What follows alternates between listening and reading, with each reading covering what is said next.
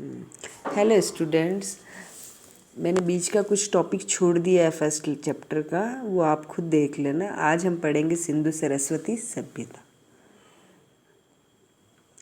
सिंधु सरस्वती सभ्यता के बारे में हम 11वीं क्लास में भी पढ़ चुके हैं, इससे पहले भी छोटी कक्षाओं में पढ़ चुके हैं। इसके बारे में हम पढ़ रहे हैं, देखो ध्यान से सुनो। 1856 में लाहौर से कराची रेलवे लाइन हेतु पटरियाँ बिछाने का कार्य चल रहा था।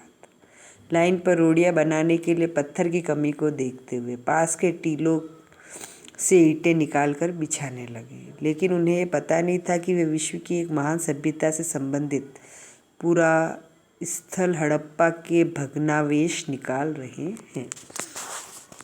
बर्टन बंधुओं द्वारा 1856 में हड़प्पा स्थल की सूचना सरकार को दी गई। 1861 ईस्वी में कर्निंघम के निर्देशन में भारतीय पुरातत्व सर्वेक्षण विभाग की स्थापना की गई और 1904 में जॉन मार्शल को इस विभाग का निदेशक बनाया गया। 1921 में दयानंद साहनी ने हड़प्पा स्थल का उत्खनन किया। 1922 में राखला दास बनर्जी ने मोहनजोदड़ो का पता लगाया। हड़प्पा की खोज सबसे पहले हुई, इसलिए इसे हड़प्पा सभ्यता भी कहा जाता है। इस सभ्यता के प्रारंभिक स्थल सिंधु नदी के आसपास थे, अतः इसे प्रारंभ में इसे सिंधु घाटी सभ्यता भी कहा गया। लेकिन अब जो जानकारियाँ मिल रही है उसके अनुसार इस सभ्यता का महत्वपूर्ण सर्वाधिक भौगोलिक व सांस्कृतिक विस्तार पंजाब, हरियाणा, राजस्थान व गुजरात में लुप्त सरस्वती नदी घाटी क्षेत्र में मिलता है, अतः इसे सिंधु सरस्वती सभ्यता का नाम दिया जाना ही उपयुक्त होगा।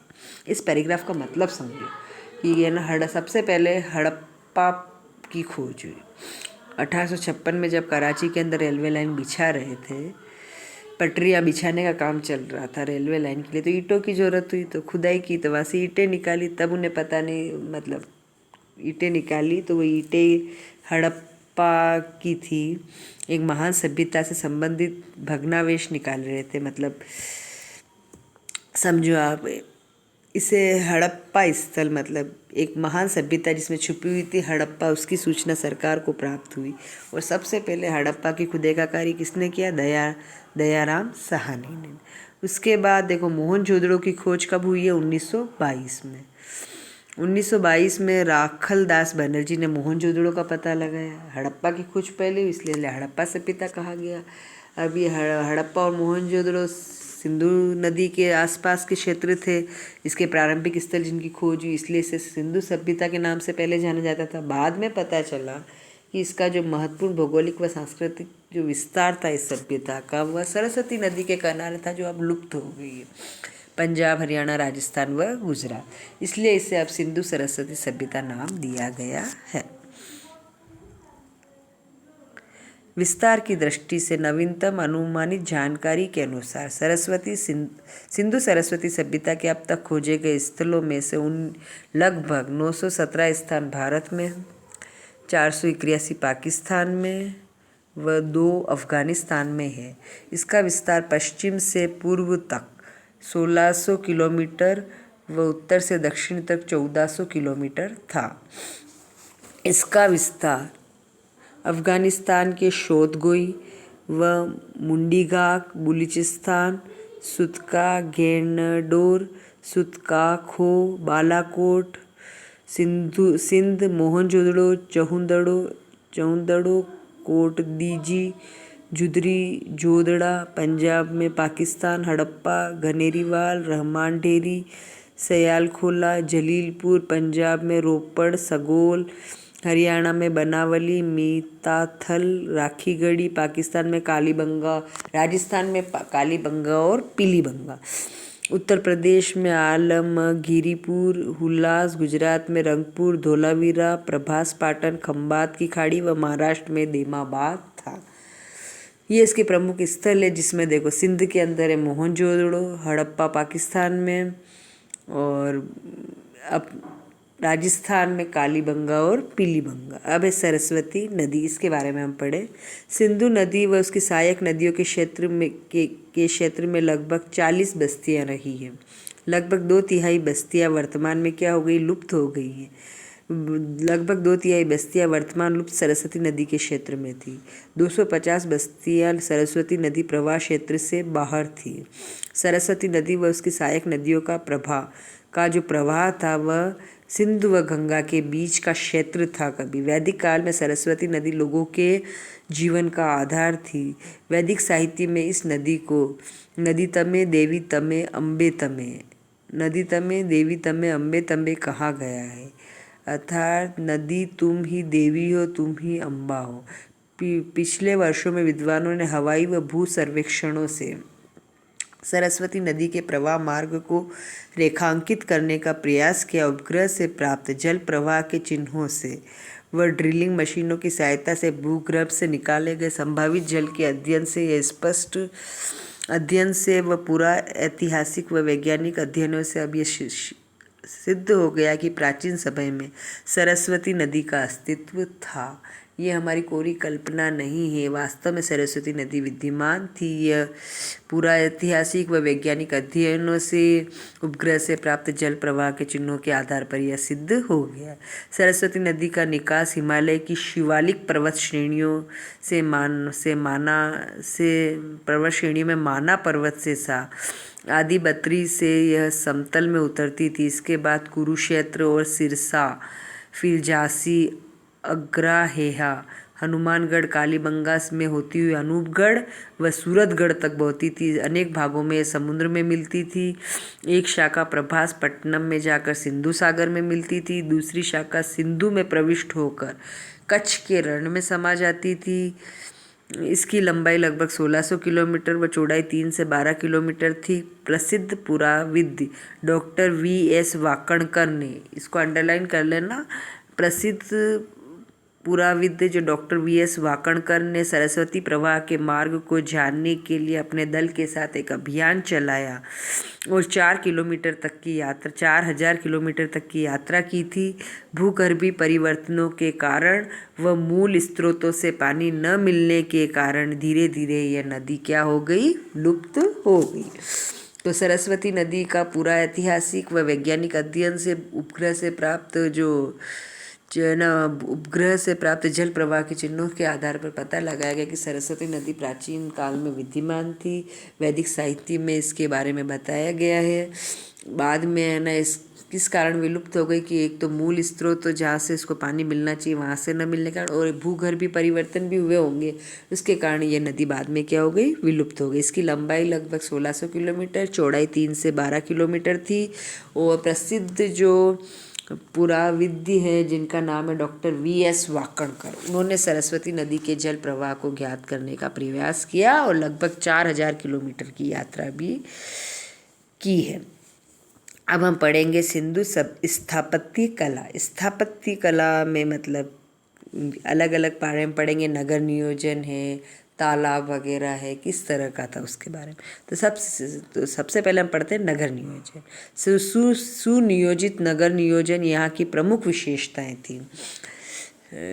प्रत्येक नगर में ऊंचे चबूतरे पर घड़ी व नीचे समतल पर नगर बसा हुआ था। गढ़ में कौन रहते थे, राजा, पुरोहित व अन्य प्रमुख व्यक्तियों का निवास था। मोटी दीवार का एक परकोटा होता था। परकोटे की दीवार काफ़ी चौड़ी होती थी। नीचे समतल पर नगर बसा होता रहता था। नगर में एक दूसरे को समकोण पर काटती हुई चौड़ी सड़कें होती थी जिनकी चौड़ाई 9 से 34 फीट तक होती थी। और एक सड़क 34 फीट की मिली है जो संभवतः या राजमार्ग रहा होगा। नगलियाँ 1 से 2.2 मीटर तक होती थी। कालीबंगा की सड़कें 1.8, 3.6, 5.4 व 7.2 मीटर चौड़ी थी। बड़ी ईंटों की आकृति का अनुपात 1:2:4 था। सामान्य ईंटें 7.5 × 15 × 30 इंच की होती थी।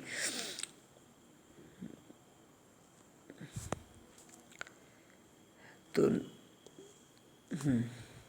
परकोटे के लिए ईंटें 10 × 20 × 40 इंच की थी। देखो, सुनियोजित नगर नियोजन। नगर मतलब पहले से ही प्लान कर कर बसाए हुए थे। ये प्रत्येक नगर के अंदर सड़कें किस पर काटती, समकोण पर काटती है, ये बहुत बड़ी बात थी।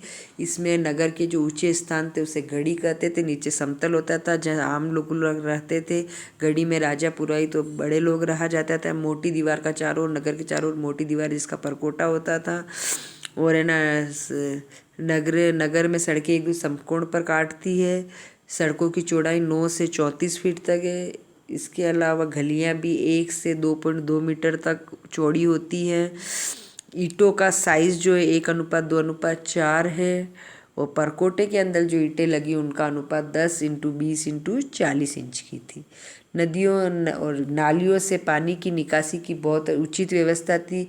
पक्की ईंटें सिंधु घाटी सभ्यता की एक प्रमुख विशेषता है, क्योंकि पक्की ईंटें जो है वह मिस्र के निवासी भी परिचित नहीं थे और यहाँ पक्की ईंटों का उपयोग किया गया है। संभवतः प्रत्येक घर में, कोई भी घर होता था उसमें 3-4 कमरे, कक्ष, स्नानागार होता था, शौचालय होता था, पाकशाला होती थी और एक कुआं होता था। मध्य में आंगन है। प्रत्येक घर में जल निकासी के लिए नालियों का प्रबंधन था। सिंधु घाटी सभ्यता की एक प्रमुख विशेषता है कि यह नालियाँ बनी हुई थी पक्की ईंटों से बनी। ये इसकी सबसे बड़ी विशेषताएं हैं। स्नानागार, नहाने की व्यवस्था अलग, शौचालय अलग। और प्राचीन सभ्यता में जल निकासी की जितनी सुंदर व्यवस्था सिंधु सरस्वती सभ्यता में थी उतनी विश्व में कहीं भी नहीं मिलती। घरों के पानी का निकास, जो घर से जो पानी निकलता था वो नालियों से होता था। नालियाँ गंदे पानी को नगर से बाहर पहुंचाती थी। बड़ी नालियाँ घर के गंदे पानी को बाहर पहुंचाती थी। बड़ी नालियाँ जितनी भी है वो ढकी हुई होती थी। नालियों को जोड़ने व प्लास्टर में मिट्टी, जिप्सम व चूने का प्रयोग किया जाता था। सड़कों की नालियों में मैन होल, तरमोखे भी मिलते हैं। मतलब बीच बीच में नालियों में कहीं कहीं ढक्कन होते थे, जो कचरा आ जाता है उसको हटा दिया जाए। नालियों के बीच बीच में चैम्बर, शोधगृह भी थे जिनकी सफाई करके कूड़ा कटकर निकाल दिया जाता था। तो सुनियोजित नगर नियोजन, सड़कें समकोण पर काटती है, नालियों की व्यवस्था, पक्की ईंटों का प्रयोग। सिंधु सरस्वती सभ्यता में सबसे पहले हमने क्या पढ़ा, नगर नियोजन। अब हम सेकंड पढ़ेंगे विशाल स्नानागार। विशाल स्नानागार मोहनजोदड़ो का एक महत्वपूर्ण भवन है। मोहनजोदड़ो से क्या मिला है, विशाल स्नानागार, जिसका आकार 39x23x8 फीट है, लंबाई, चौड़ाई और ऊंचाई। इसमें ईंटों की सीढ़ियाँ बनी हुई है, 3 तरफ बरामदे हैं, फर्श व दीवारों पर ईंटों का प्रयोग किया गया है। पास में एक कुएं के भी अवशेष हैं जहाँ से जल का स्रोत होता होगा। उत्तर की ओर छोटे छोटे 8 स्नानागार भी बने हुए हैं। एक तो बड़ा विशाल स्नानागार तो है ही,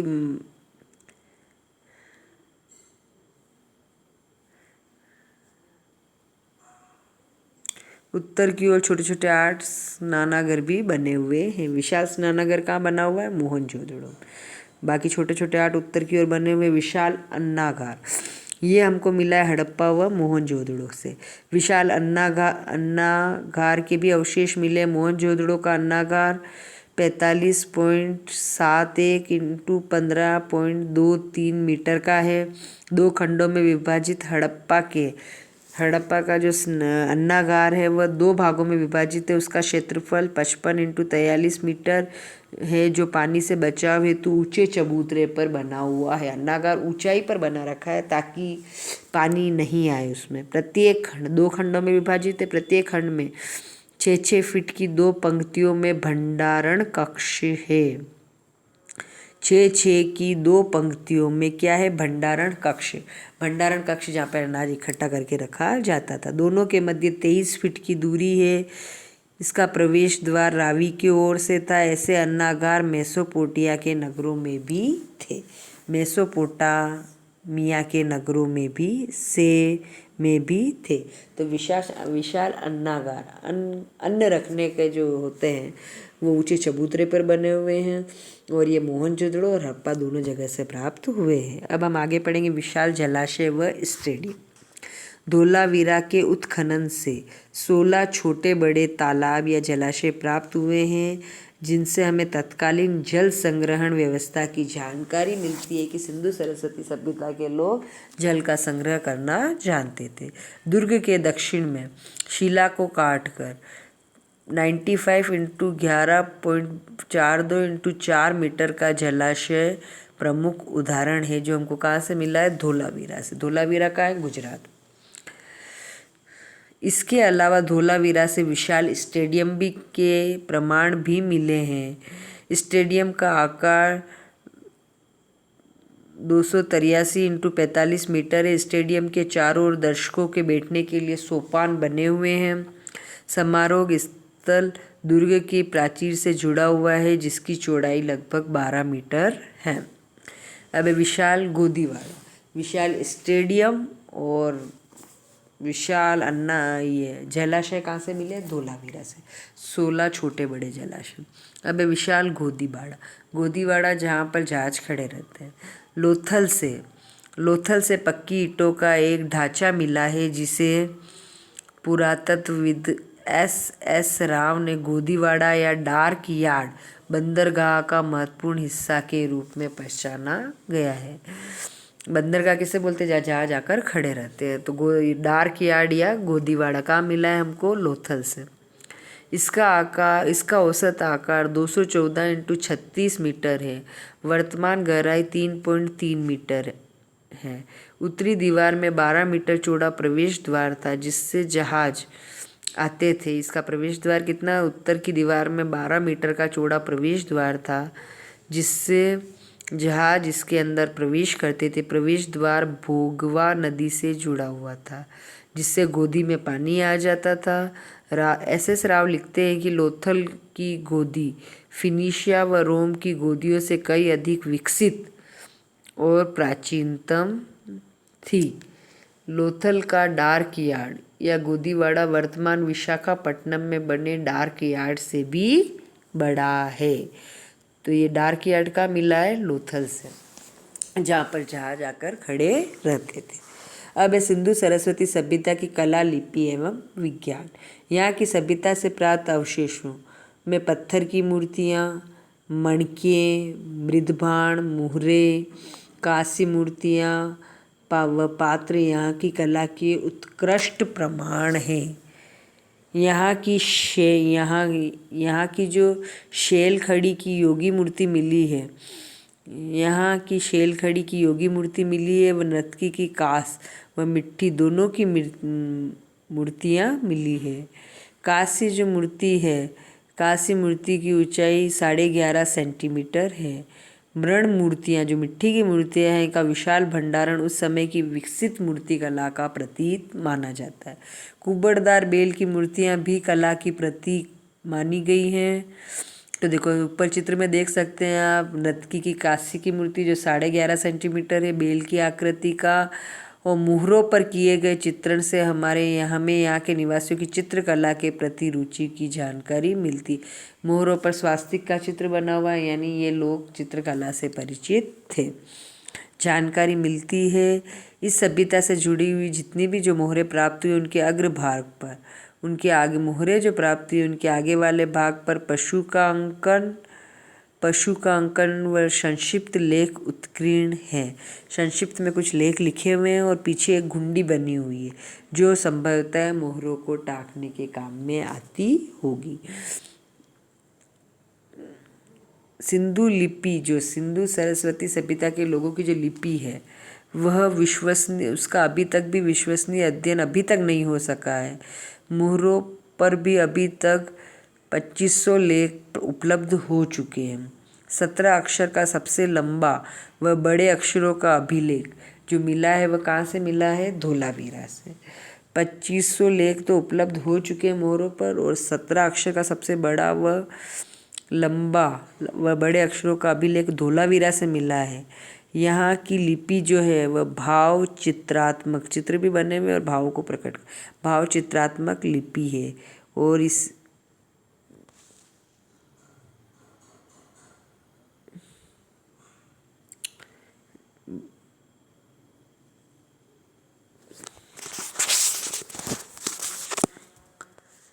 हाँ, विज्ञान की दृष्टि से हम कह सकते हैं कि सिंधु सरस्वती सभ्यता के जो लोग हैं गणित की संख्याओं के लिए प्रतीक चिन्ह का उपयोग करते थे। गुणा और योग जैसे अंक गणितीय प्रक्रियाओं से यहाँ के निवासी परिचित थे।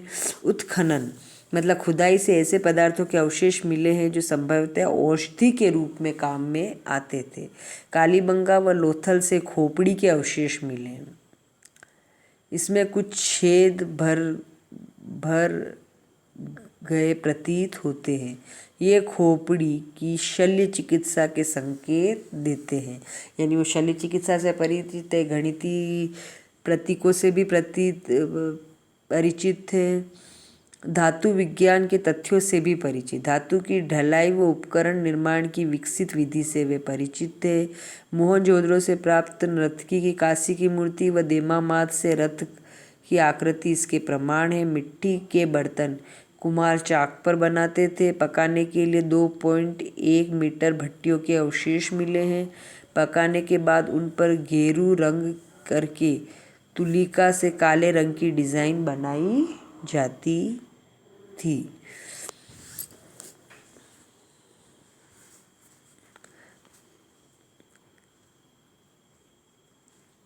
तो बेटा अभी तक हमने सिंधु सरस्वती सभ्यता आपके शुरू की और उसमें आपको सबसे पहले तो ये कहाँ कहाँ के इसके स्थल मिले हैं, फिर इसकी सिंधु सभ्यता कला में नगर नियोजन, फिर विशाल स्नानागार, अन्नागार, विशाल स्टेडियम, जलाशय, ये समझा दिया। फिर सिंधु सरस्वती सभ्यता की कला, लिपि और विज्ञान में पढ़ा चुकी हूँ।